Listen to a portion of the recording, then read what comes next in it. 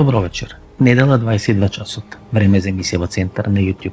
Јас сум Васко Ефтов, почитани гледачи, а вие сте на вистинското место. Зошто? Бидејќи во наредните 45 до 50 минути и вие и јас имаме право да знаеме вистината. Вечера ви интервју со Игор Јанев, доктор по меѓународно право, еден од најголемите балкански експерти на тема работење на Обединетите нации и на тема како да си го спаси името или да си го врати името. Интервјуто е снимано некаде пред 2 месеци, почитани гледачи.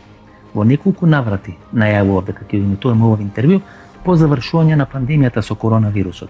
Некаде може сме на средина на таа пандемија, ќе се укине полицискиот час или има најави дека ќе се укине полицискиот час и полека граѓаните се подготвуваат за време и за живеачка после коронавирусот. Со обидом да фатам чекор со тоа време, со обидом да наметнеме одредени теми и во ова време кога се уште сте преокупирани со короната, да наметнеме одредени други теми, одредени други настани, бидејќи полека се ближи времето кога ќе се сочиме и со редовните избори во Република Македонија или со некои благи предвремени избори. На 12 април требаше да има предвремени избори. Одложени се изборите поради коронавирусот. Ако сега се намалуваат опасностите од коронавирусот, тоа беше сосема нормално да одиме на предвремени избори во текот на јуни или во текот на јули, ако не ги чекаме редовните избори во текот на декември. Меѓутоа, што и да се случи, ние ќе го емитуваме овој интервју, одлично интервју, ексклузивно интервју. Имаме 3 или 4 ексклузивни интервјуа кои ги имаме снимено во текот на месец март и чекавме погоден момент за можеме да ги емитуваме. Ова е едно од тие интервју со Игор Јанев. Ќе уживате 45 минути, интервјуто трае некаде 90 минути, 10 на минути пуштивме вчера, тие што не ја гледа емисијата или што не го гледа дел од тој интервју вчера, погледнете уште еднаш и дел од овој интервју ќе објавиме идниот четврток, некаде околу 22 часот и 35 и 40 минути. Значи следува интервју со Игор Јанев на тема како да си го спасиме или како да си го вратиме нашето уставно име. Професоре, ќе се обидеме да го отвориме целиот тој пакет околу Преспанскиот договор, сите варијанти, можности, што можеме да направиме, што не можеме да направиме, кај сме заглавени така натаму. Значи целиот тој алгоритам, бидејќи ова е као некоја математичка формула што све може да се направи. Ајде за почеток се појави одредена теза дека Преспанскиот договор сам по себе е ништовен договор. Дали Преспанскиот договор, односно договорот помеѓу Македонија и Грција е ништовен договор? Вака, значи, во природно-правна смисла се работи за еден ништовен договор, генерално земејќи, меѓутоа ние имаме факт дека тој е депониран во Секретаријатот на Обединетите нации, значи во регистарот на Обединетите нации, и тоа лично е депонирано од господин Нимиц, и потоа, според член 102 од повелбата, тој стапи на сила. Значи, ние имаме еден договор што е основан на нашето име Северна Македонија во Обединетите нации. Паралелно, значи, со депонирање, влада на Македонија испрати дополнителна нота во која се бара сите земји членки на Обединетите нации и самата организација на Обединетите нации да почну да применува Северна Македонија. Значи, професоре, според тој член 102, со самиот факт дека е депониран во архивата на Обединетите нации, тој договор не може да биде ништовен. Не е ништовен, да, во таа смисла не е ништовен. Туку е функционален. Тој е функционален и тој е единствен, да кажем, основен документ за нашето ново име Република Северна Македонија во Обединетите нации. И Македонија и Грција нече ги информират државите кои немаат признато под уставно име дека во иднина ние ќе се нарекуваме Република Северна Македонија. Да. То може во таква ситуација да се направи. Значи, сега ние правиле една анализа како тој договор да се на некој начин укине или да се елиминира. Тоа оди со постапка што се нарекува раскинување, termination of the treaty, договор. Тоа се прави според Конвенцијата за договорното право од 1969 година, членови 46, кои се однесуваат на грешките или фаленки во внатрешна постапка, и член 53 кој се однесува на jus cogens норма, тоа е повисока норма од меѓународно право, која е повисока од диспозитивните акти кои настануваат со договорите или на поинаков пат. Што тоа значи? Ајде да објасниме за гледачите, тие не ги знаат овие правни формулации и нели секој се обидам во емисијата многу лаички, многу јасно, многу прецизно да им објасниме на граѓаните и на гледачите што тоа значи. Значи, договорот е полноправен, функционален, бидејќи депониран според член 102 во архивата на Обединетите нации. Значи, можеме да го направиме ништовен или да го поништиме. Кои варијанти ни стојат на располагање? Лидерот на опозицијата вели дека треба да освои 80 пратеници плюс 1 и да има балансирано мнозинство за да може да го отпочне постапка за поништување на Преспанскиот договор или договора за промена на името. Што може и Република Македонија да направи? Во принцип, значи, тоа не се прави на таков начин и да се каже пред медиумите дека он ќе го пониши договорот со 80 пратеници е едно дефокусирање на јавноста и една неозбилност, како јас гледам на работи. Значи, кога постојат договори од типот Преспански договор или Бугарската спогодба, тие се раскинуваат, значи не се врши поништување. Тие се раскинуваат со дипломатска нота. Значи, на начина како настанал, тој истиот договор на исти начин се и раскинува. Значи, член 53 од Виенската конвенција за договорното право, кој се однесува на спротивност во однос на јус конгрес нормите, највисоките норми, значи, јасно и прецизно кажу, од момент кога е он склучен, тој станува ништовен, меѓутоа потребно е за цела една операција за ништовност да се даде јавна изјава од влада, значи треба да се прати нота од председателот на држава или премиер, или најмалку да се прати нота од министерот за надворешни до другата страна и до Обединетите нации во овој случај, пошто сведок во целиот договор се Обединетите нации преку Нимиц, кој беше витнес или сведок, и до другата страна со која ние велиме и даваме изјава дека од овој момент овој договор е раскинат. Значи не се неопходни 80 пратеници, обезбеден Бадентер, кој што вели лидерот на опозицијата господинот Мицкоски, за да биде поништен Преспанскиот договор. Значи тоа не е услов сам по себе, не е основа за да биде поништен тој договор. Да, значи меѓународни договори се раскинуваат со дипломатски ноти. Ако имаме Бугарска спогодба или Преспанскиот договор, потребно е раскинување со дипломатска нота од друга страна во која се вели дека ние од овој момент раскинуваме тој договор. Кажувате друга страна, мислите на македонска страна? Не, на грчка страна. Значи, ние како една страна раскинуваме договор со на друга страна Грција. Значи, праќаме нота дипломатска нота до Грција или до Бугарија, дека ние го раскинуваме тој договор. Тој договор. И тоа е све што треба да се направи. Тоа е со одлука на влада или со одлука на парламент? Тоа е со одлука на влада. Значи, министер за надворешни може да испрати таква нота и без одлука од парламент до друга страна и да го раскине договорот. Бидејќи министерот за надворешни работи го потпиша тој Преспански. Тој го потпишал, да. После беше ратификувано македонскиот парламент и потпишан со указ нели на председателот на државата, или односно имаше џепно вето ставено, нели? Џепно вето, така е, да. Имаше ставено и регионот. Добро, ако е така лесно, може ли тоа да се направи без некои големи таламбаси, без некои големи поместување тектонски и така натаму, бидејќи во вака што кажувате дека со дипломатска нота, ако победи некој на следните избори, може да го поништи договорот, тоа значи дека секоја политичка структура и партија тоа може да го направи, ако сака да го направи. Тоа може да го направи председателот, премиерот и министерот за надворешни работи. Ако сака да го направи, ќе го направи. Ако сака да му има Северна Македонија насекаде во Обединетите нации, нема да го направи. Значи, ако не го направат професоре, и ако говора дека не потребни 2/3 или Бадентер, тоа значи дека го лажат македонскиот народ, дека можат да го раскинат и без 2/3 со дипломатска нота, точно, да. Што значи дека не сака тоа да го направат. И јас би рекол дека тоа е исправен заклучок под услов дека да он знае дека всушност има таков механизам. Ако тој не знае, значи или има елементарно непознавање на меѓународно право, или во случај се работи најверојатно за дефокусирање или нешто слично на дефокусирање на јавност. Имаше одредени обвинувања на адреса на Ѓорги Иванов од Македонски манифест, дека тој им ветил дека ќе побара расправа во Советот за безбедност во договор со Руската Федерација, можеби и со Кина, Народна република Кина, да се расправа нели за тој договор помеѓу Македонија и Грција, бидејќи тие разговори околу разликата за името се отпотнечени врз база на резолуција на Советот за безбедност на Обединетите нации. Заобиколен ли е Советот за безбедност на Обединетите нации во целата оваа постапка, бидејќи верите дека договорот е функционален, бидејќи Метју Нимиц го депонирал во архивата.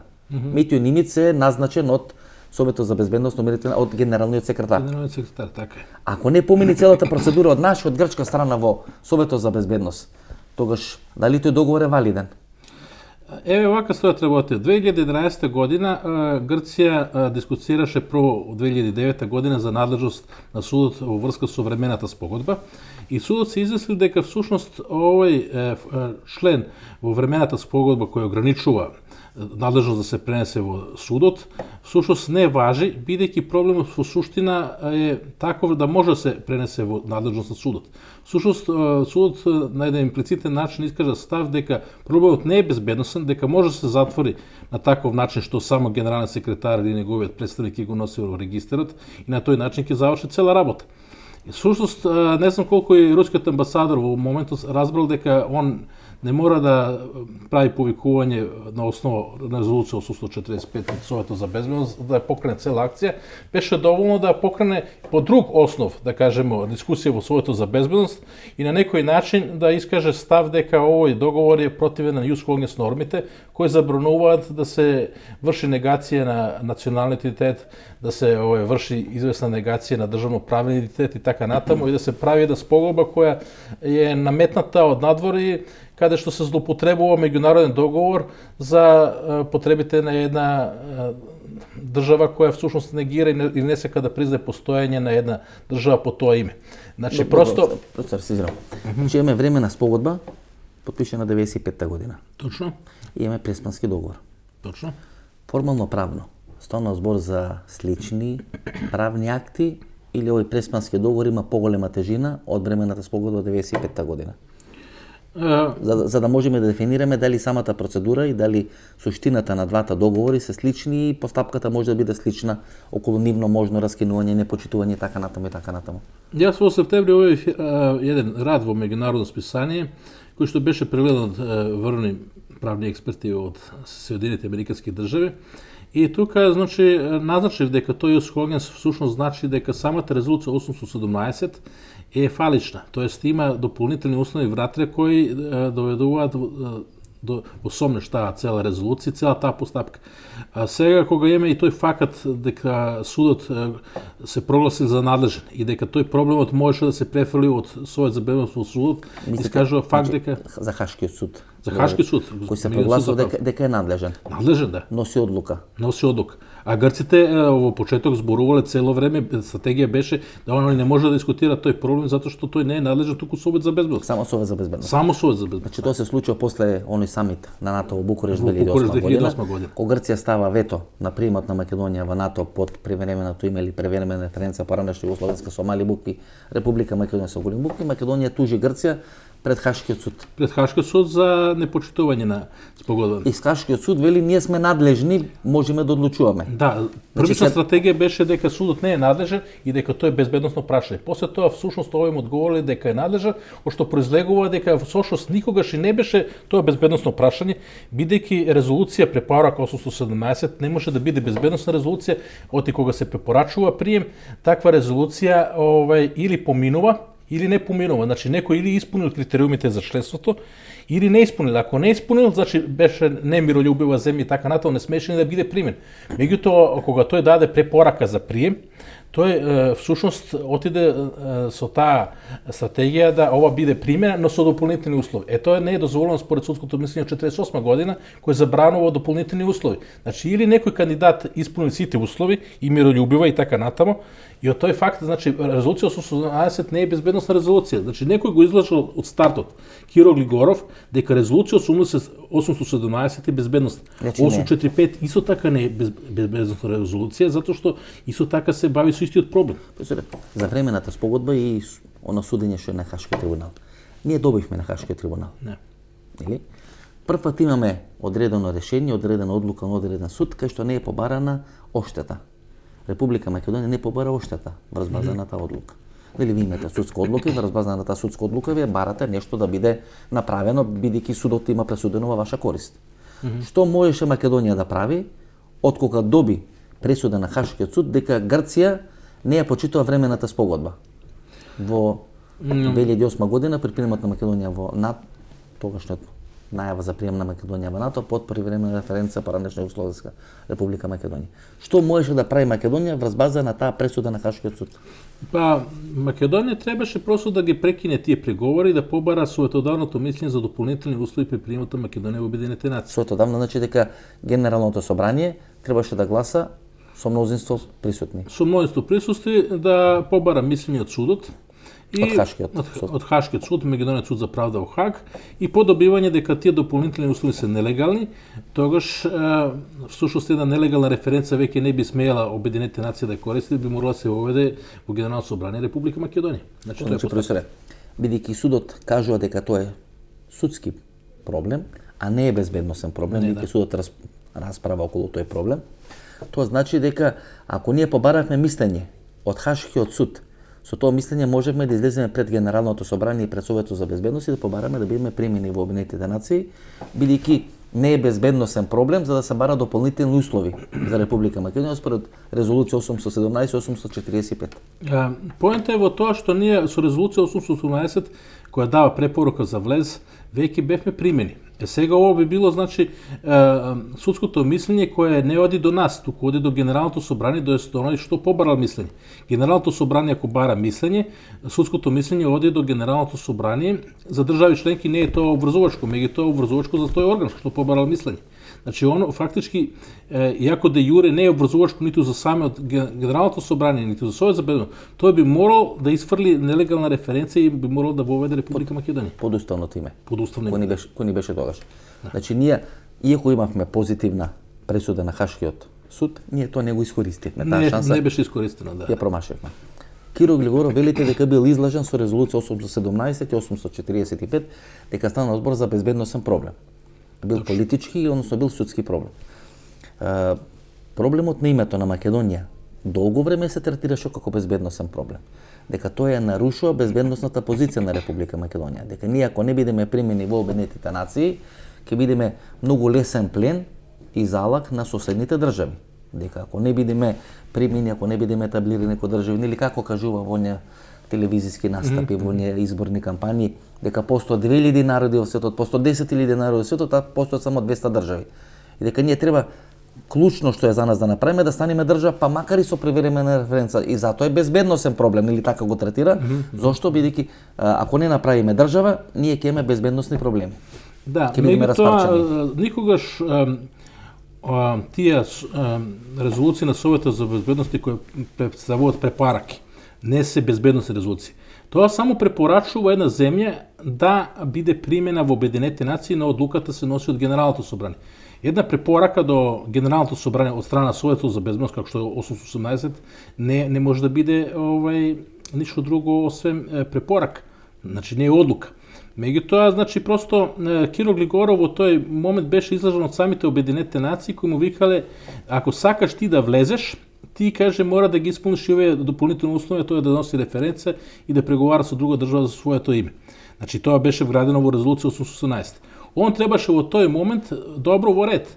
Но јас ке побарам судското мислење дали дополнителни услови се легални. Така требаше он да направи уште 93 година кога беше таму. Професоре, Грција го прави значи безбедносно прашањето. Само Грција го прави всушност безбедност. Тоа прашање. Грција смета дека е загрозена безбедноста и територијалниот интегритет, бидејќи одредена друга држава го користи името Македонија. А некоја територија или дел на територија на територијата Грција, таа е Северна Грција, го има истото тоа име. Грција значи тоа го третираше нашата желба нели да бидеме Република Македонија без додавки, придавки и така натаму и така натаму. Грција го третираше како класичен безбедносен проблем. Да, секоја држава, ево и србите третираат, не знам, отцепување на Косово како безбедносен проблем. Има многу такви работи и Бугарија дури третира тој проблем како за нив значаен по нивната национална безбедност, дали ние ќе прифатиме да бидеме бугари или не. Секој може да тоа наметне како безбедносен проблем, меѓутоа имаше само 2 безбедносни резолуции и само во 93 година, а сега во Србија што прави со Косово на секој 3 месеца, секој 6 месеци, значи постојано тој проблем заклучен од Косово во Совет за безбедност. Сега на пример од 93 година па понатаму ниту еднаш не се состанало 20 и повеќе години Совет за безбедност да расправува за тај безбедносен проблем, што се покажа дека не е безбедносен проблем. Судскиот став 2011 покажа дека не е безбедносен проблем. Они сега кога размене мисли меѓусебно генералниот секретар испрати една нота до председавачот на Генералното собрание, Генералното собрание председавачот испрати друга нота. Значи тоа беше административен проблем, не беше воопшто безбедносен проблем. И јас 98 година и 99 година стапив во контакт со Киро Глигоров, му обяснив цела ова работа. Му обяснив постапката, правна постапка што треба да се прави. Тој веќе кажа дека е на крај на мандат и дека ништо нема да прави. И јас после тоа истото го направив и со Борис Трајковски. Бев советник 2001 и 2002 година во Министерство за надворешни работи. И тој како се зове исто така ми обясни дека за цела работа треба да молчам. 2002 година сите тие ме замолча, а од друга страна јас имам повик од Америчка амбасада во Скопје да зборам со некој човек што се демек бавил со таа политика и јас го прашав чашо да или јас можам да одим на состанок со тој функционер за кој се сомневам дека е од безбедносен сектор или разузнавачки, и тој постојано ми испрашувал за целиот тој проблем. Јас бев ставен во една ситуација да морам да одговорам: слушај, ако вие не прекинете со такви, да кажеме, притици кон Македонија, ние во септември месец ќе покренеме преку Генерално собрание воспоставување уставното име во Република Македонија Обединетите нации. И потоа тој неколку пати сакаше повторно да се видиме и така натаму. Јас после тоа поставив на американскиот дипломат и друго прашање, мислев дека се работи за заменик амбасадор, не сум сигурен, и тој како вие гледате на таа работа како амерички или фактор, он ми одговори само дека ние сакаме да го видиме проблем затворен. А дали вие ќе одите на суд, дали ќе одите во Генерално собрание, дали некој ќе донесе резолуција во Генерално собрание со која ќе се поддржи членството како Република Македонија, тоа е ваша работа. Така ми беше одговорено од самиот неидентификуван со сега амерички дипломат. Добро, господин Јанев, целата постапка значи е накриво насадена. Накриво е, да, апсолутно накриво од самиот старо. Резолуција 811 е полулегална, нелегална резолуција. Како викаат србите, тоа што дрбово ќе се роди, времето не може да го исправи. Не може да го исправи, да. Има ли шанси ние тоа да го исправиме? Како да го исправиме? Видите, не е тука само преспанскиот договор, договорот со Бугарија поприлично штетен. Каракачанов рече дека договор кој е депониран во архивата на Обединетите нации не може да биде раскинат. Останува трајно. Да тој е прашал нели по трети или по четврт пат. Што ние можеме да направиме? Што можеме да бараме од политичките елити? Ке почне изборна кампања сега. Сите ќе налажат, дори Зоран Заев и не лаже. Зоран Заев вели дека тоа е голем успех, дека тој очекувал Нобелова награда за мир, така, да. Дека тој се чувствува дека направил големо дело за еднината на Република Македонија, дека е визионер, што направил го продал името на државата. Од друга страна опозицијата не вели ни требаат 80 пратеници, дајте ни 80 пратеници. Ако претходно им дававме и 60 пратеници, не знам колку пратеници, ништо не се направи за одбрана името. Што може сега ние да направиме? Може ли чекор по чекор да им нацртаме на гледачите што све ние можеме да направиме? Можеме, да можеме комплетна стратегија, значи да објасниме. Значи, јас прво би го повикал лидерот опозиција Мицковски, тој јасно да вети пред целиот аудиториум дека доколку тој дојде на власт, тој ќе испрати дипломатска нота до Грција со која ќе еднострано раскине договорот меѓу Грција и Македонија, Преспанскиот договор. Значи, јас го повикувам господин Мицковски да јавно да се изјасни дали ќе го раскине еднострано тој договор меѓу Македонија и Грција. Значи, не може билатерално да се раскине, бидејќи Грција никогаш нема да даде дозвола. Добро, професоре. Еве сега еднострано. Мицковски ќе биде премиер. Теоретски. Да. Мицковски ќе биде еден премиер. Да. И Мицковски или министерот за надворешни работи, бидејќи Стево Пенаровски сигурно тоа нема да го направи. Или Мицковски или министерот за надворешни работи, ако од неговата партија, треба да испратат билатерална нота до Грција и до Обединетите нации за стување дека е раскинат. Дека е раскинат договорот. Иначе ние го имаме раскинато договорот. Што се случува во тој момент? Во тој момент треба да се прати втора нота, во тој вакуум момент со која ќе обавестим Обединетите нации дека новото име на оваа држава ќе биде Република Македонија. Че си го враќаме старото уставно име. Старото уставно име. Да. Можеме ли во тоа што го бараме да се повикаме на референдумот од 30 септември 2018 година? Можеме ли такви аргументи да користиме, бидејќи на референдумот иако беше факултативен, а македонскиот устав вели дека не може да биде факултативен референдум за членство во НАТО и ВЕУ, туку тоа мора да биде референдум на кој ќе се излезе, ќе мора да биде обезбеден цензусот. Значи, може, секако и првиот и вториот референдум. И дека тој беше референдум неуспешен. Септември 91 година, значи кога Македонија. Септември 91 година, она значи избра име Република Македонија. Вториот беше неуспешен, со кој народ јасно отфрли промена на името и други аспекти поврзани. Јас имав со Зоран Иванов, мислам и со Санчо Ангелов, кој ке Зоран Иванов е на дебата кај што на мојата теза дека на референдумот на 8 септември 91 година ние гласавме за независна Македонија, со уставно име Република Македонија, со можност да стапи во сојуз со поранешните или со тогашните југословенски републики. Дали на референдумот на 8 септември 1991 година ние де факто гласавме за уставно име Република Македонија, бидејќи тој референдум е легален, е легитимен бидејќи обезбеден цензус за разлика од овој референдум на 30 септември кој што не беше обезбеден цензус. Да, значи тука е недвојбено, значи тука се работи за уставно име Република Македонија. Ние со тоа име после тоа и аплициравме во Обединетите нации. Та апликација правена од Бранко Црвенковски, напишена од неговиот советник, стоеше некој време тамо во Обединетите нации затоа што некои, како се зове, грчки структури делувале така да ова работа мора да добие со тоа чекање, нели, безбедносен карактер. И цела таа работа беше од таков карактер дека колку што јас познав тие ситуации во Обединетите нации, некој грк постојано досадуваше на американци, на сите овие најмногу изгледа тука беше инволвирана Франција, да се спречи по секоја цена таа да влезе, доколку не направи некаков договор со Македонија за Египет. Професорот беше Бутрос Гали, кој беше поранешен министар за надворешни работи на Египет, и некој копт од Египет, значи христијан, припадник на таа коптска црква, Александрска патриаршија и така натаму. И тие релации помеѓу Грција и Египет, помеѓу Бутрос Гали, Грција и Франција, нели, тој триаголник всушност беше клучен околу приемот на Македонија во Обединетите нации. Таа структура всушност не ја запакува целата таа работа. Бутрос Гали цело време во фјока го држеше тој наш предмет и тоа наше барање за прием во Обединетите нации. Па, според некои мои информации, постоеше човек кој постојано го досадуваше на Бутрос Гали. Бутрос Гали всушност не беше многу учен, ниту дипломат, ниту научник од цела таа работа, ниту разбираше проблемот. Тука американците на некој начин не одигра некој посебно. Тој подоцна беше прв председател на франкофоните во светот. Франкофоните, да. Значи тоа е таа една линија. Тоа е таа една линија, меѓутоа јас после кога бев таму во Обединетите нации во Њујорк и се состанав со подсекретар Ханс Корел, тој ми кажа всушност дека кога беше гласање за таа резолуција 18, ниту они знаеле дека има дополнителни услови.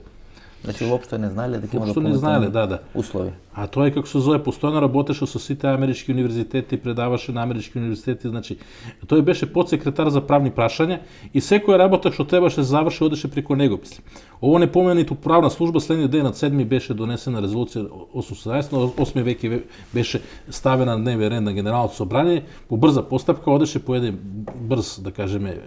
Меѓутоа, самата правна служба немаше поем да се ради за дополнителни услови кои не се легални според судското мислење 48 година. Професоре, на пример, врз база на тој наш референдум од 8 септември 1991 година, кај што нели разјаснивме дека стана збор за три работи: Македонија да е независна, да е со уставно име Република Македонија и со можност да стапи во сојуз со другите останати југословенски републики.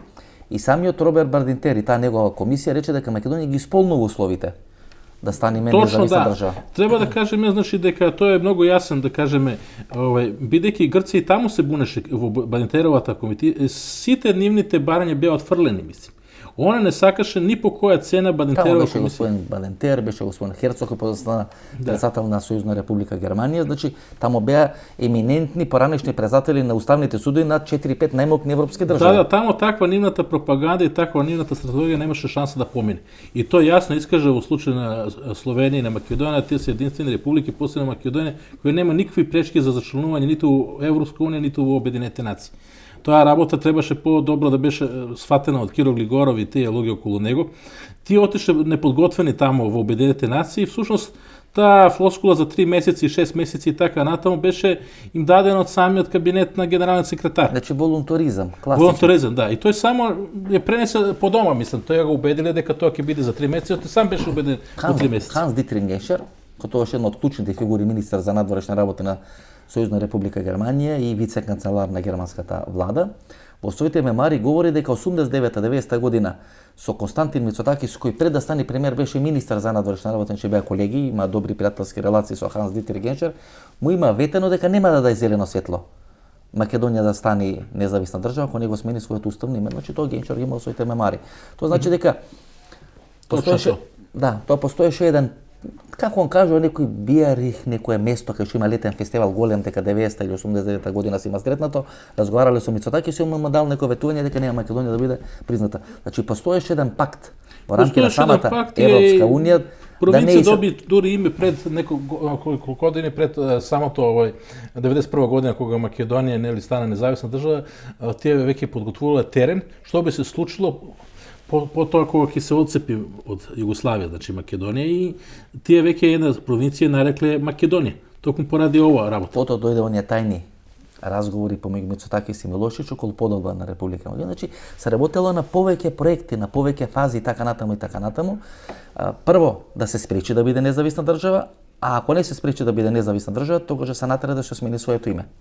Точно, да. Така одеше цела работа, меѓутоа тој во Караџорџево всушност Милошевиќ си играл со Гркот и немаше озбилни намери тоа да го направи. Мислам, според мои информации кои не Да биде закупувам. поделена Македонија помеѓу Немаше Грција тука никаква и таква помеѓу варијанта. тогашна СР Југославија, односно Србија и Црна. Да, бидејќи Гркот просто запнал, кај Геншер запнал насекаде кај што можеше да запне, запнал дури да врши притисок и на Бадинтеровата комисија и сите нивните историски аргументи и редентистички аргументи не помина ни тогаш, а после тоа видовме и во суд. Оти кога овој се прогласи конечно за надлежен, Судот, Хашкиот суд. Хашкиот суд 2010 година кога се прогласи за надлежен, после тоа Грци со 20 правници дојдоа со сите историски аргументи и овим јасно им објаснија дека политичко право не постои, историско право не постои.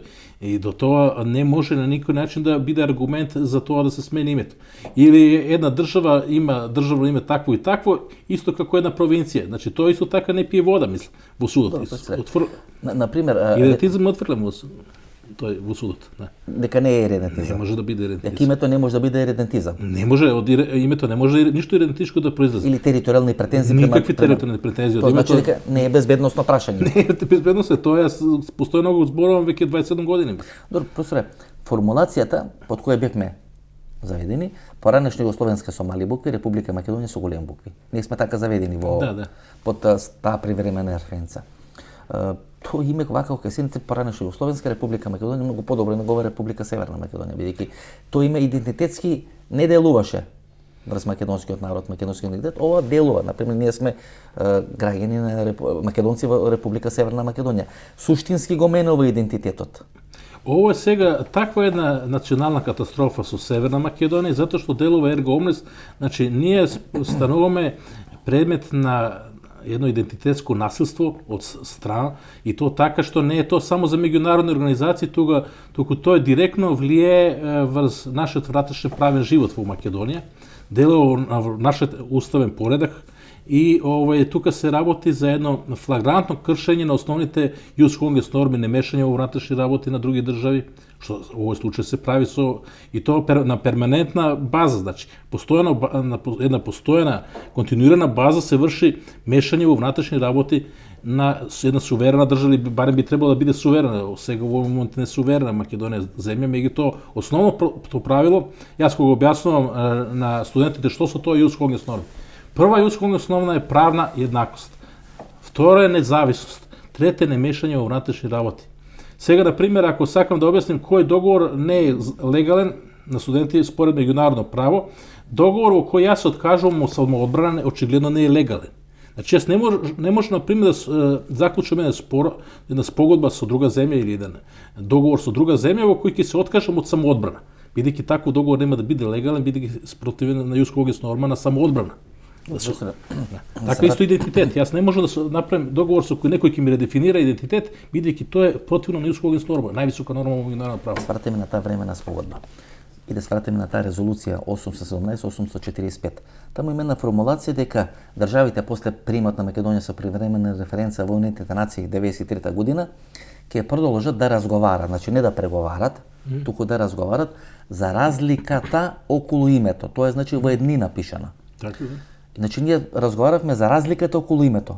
Каде се напика тamo прашањето на историјата, на идентитетот, наменување на идентитетот, потврдување така натаму и така натаму. Значи разликата околу името е еднина. Да. Значи ние сме разговарале само за разлика околу името и тоа во најголем дел, како што беше дефинирано со времената спогодба, за Грција да не стави вето на прием на Македонија, на Република Македонија по таа привремена референца во одредени меѓународни институции кај што Грција била членка. Од кога еднината, разликата стана разликите, па разговаравме за идентитет, за црква, за сет на прашање кои немаат врска и кои не потекнат од таа резолуција. Јас бев во контакт со многу видни правници од САД пред се и се обидов уште 97-8 година да му објаснам Киро Глигоров, значи не е проблем терминот, сега ние зборуваме за спогодба. Според конвенција од договорното право од 1969 година, сите тие инструменти од типот спогодба, меморандум и така натаму и така, со различни имиња, сите се подведени под име трити, тоест договорот. Значи не е битна формулација дали ние ќе наречеме спогодба Значи, тоа спаѓа во категорија која се нарекува договорот. И спогодба, и меморандум, и сите други слични тоа е договор. Тоа е договор, Значи, спогодбата и времената спогодба и она што е, тоа станува збор и преспански договор, се дефинира. Значи, тоа е една форма. Да. Сега, после тоа му обяснив, значи, на Киро Глигоров, он вика, ние разговараме за проблемот со разликата. Прво, значи, таму во тој жарго, секоја обврска, има обврска, значи, според резолуцијата, да разговараме. Секоја обврска за разговарање со друга земја, за едно суверено право е преговори. Затоа што ти не би седнал да разговараш за едно суверено право, инхерентно право, ти да неси ти или ти да отстапиш нешто што е таков, да кажеме, начин на погаѓање, и е всушност, како се зове, преговори. Тоа е невидено, значи, во историјата на меѓународната право. Да. Преседан е ова во историјата на меѓународното право. Преседан е затоа што така него го убедиле кога отишле 93-та година, вие само ќе разговарате. Он беше излажан уште 93-та година. Излажан беше, кажуваше дека е излажан, не ги имаше разбрано на работите од ова временска дистанца, и вие сте поискусен, и вие сте позрел, нели, многу работи повеќе знаете. Што мислите? Не знае таа 93-та година или се праве дека не знае таа 93-та година? Па 93-та година всушност Киро Глигоров не знаеше таа работа, јас после разбрав дека он многу најелементарни работи не знаеше. Разликата всушност значи спор. Поблага форма на спор во меѓународно јавно право, значи. Диференс. Што тоа значи? Тоа значи како се сове дека всушност може да се работи на еден спор што не мора да биде од безбедносен карактер, може да биде административен, може било како. Тоа значи, професоре, дека тој спор сме можеле да го влечкаме 100 години. Сме можеле да го влечкаме, меѓутоа. И затоа е направена времената спогодба, ние да разговараме околу одреден спор кој не е безбедносен, или тоа го потврди судот во Хаг, а во меѓувреме нормално да функционираме. Да функционираме нормално. Со тие нормално. ветан на Грција кој не требаше да ги стави. Значи, таа времена спогодба вклучи термин negotiations, тоест преговори, кој всушност беше и една фалинка на 817.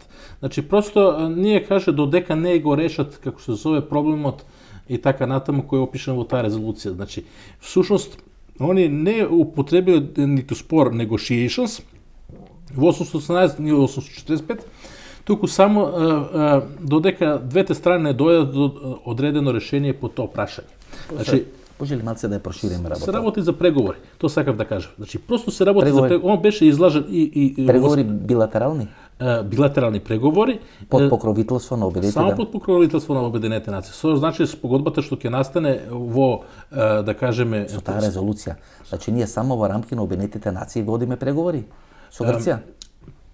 Ние во рамките на Обединетите нации. Зашто Никола Димитров тоа го објасни дека надвор од резолуциите на Обединетите нации, на Генералното собрание на Советот за безбедност, ние можеме билатерално со Грција да се договориме.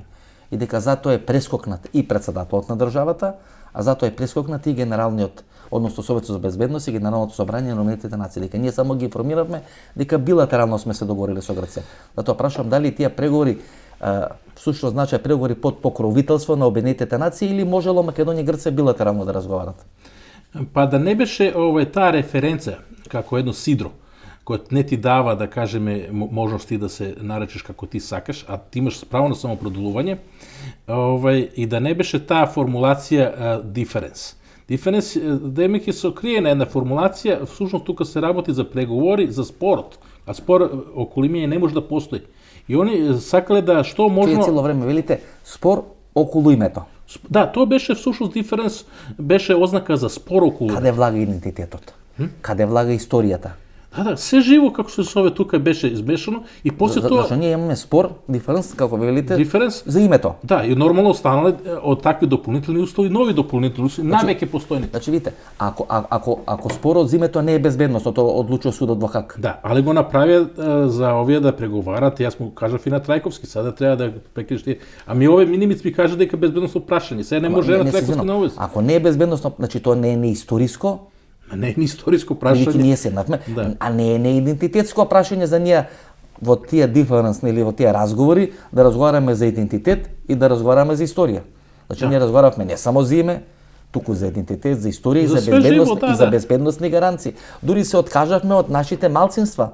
И од во малцинство, да. соседната држави. Значи видите што све во те диференц значи влегува.